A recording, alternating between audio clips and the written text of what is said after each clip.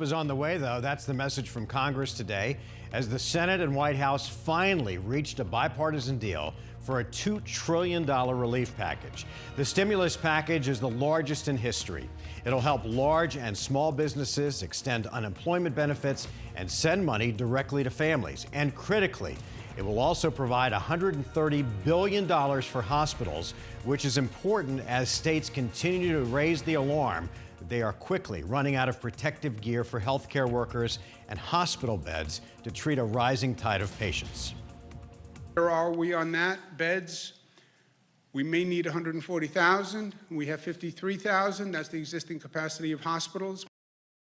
The bill also bolsters unemployment benefits and expands them to workers not typically covered, like freelancers.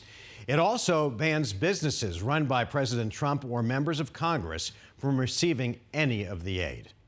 So what does this massive stimulus bill really mean for you?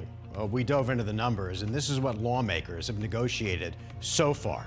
Individuals who earn $75,000 or less will get payments of $1,200 each.